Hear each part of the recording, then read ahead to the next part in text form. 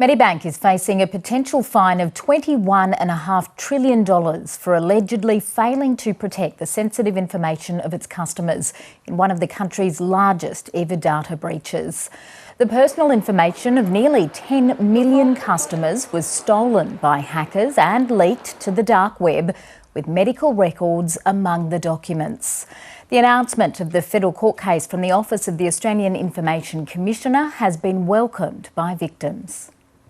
My life has actually changed, especially when I'm dealing with data or dealing with my personal information. So I feel like it's quite important for them to put this into the court and then protect us.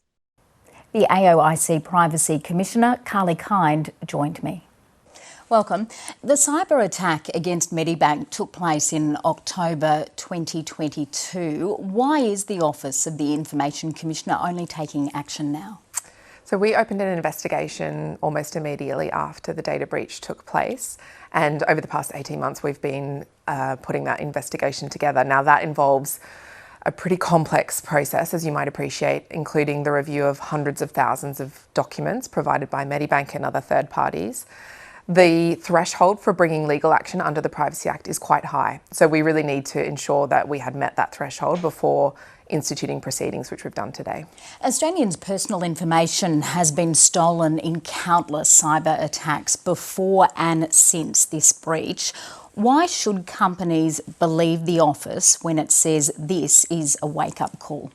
So I think that the Medibank data breach was quite a seminal moment. It represented one of the largest data breaches in Australian history. And I think we've seen a lot of attention in the last couple of years brought to this issue.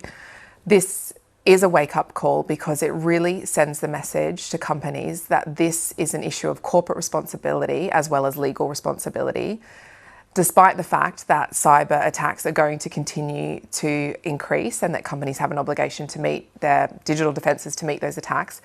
This also has to be on the board table. This is a legal issue as well as an ethical one, and companies have to rise to that responsibility. Was it a seminal moment because of some of the extra data that was stolen in this, compared to the usual cyber breaches that we do hear about in terms of names, addresses and perhaps financial data, people's health diagnoses and in some cases HIV diagnoses were revealed? That's right. I think it really touched Australians in a new way, the notion that this very sensitive and intimate data could be exposed in the way it was.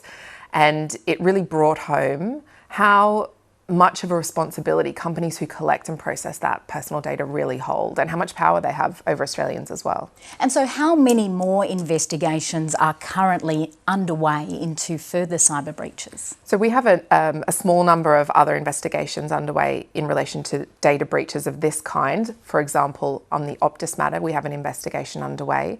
We've also recently filed other civil penalties proceedings against Australian clinical laboratories for similar types of activities. We also have investigations underway into other breaches of the Privacy Act that aren't related to data breaches or necessarily to security of personal information, but other contraventions of privacy laws. Can we expect to learn of other prosecutions in the near term?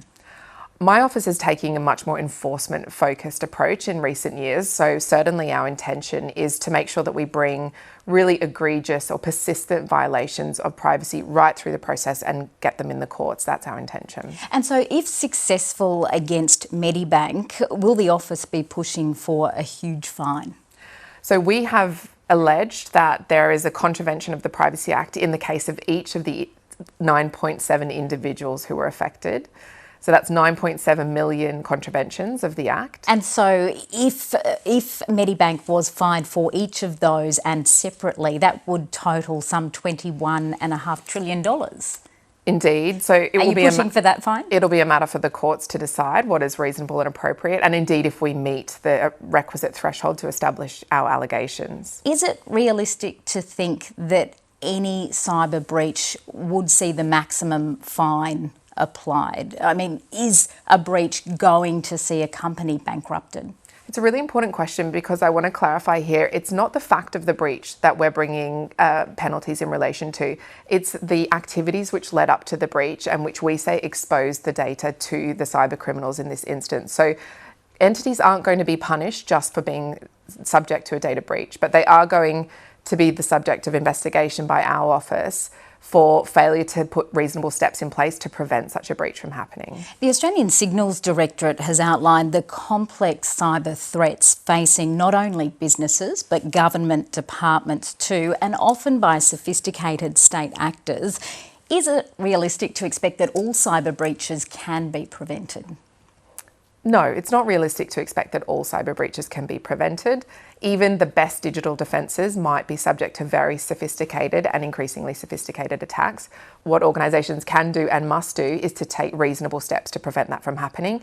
And that looks like state-of-the-art security measures, it looks like good governance, and it looks like organisational responsibility. What would you say to those who argue that Australia and Australians are being targeted more often because as a country we've been slower to react to the threat than, say, jurisdictions in the US and the UK?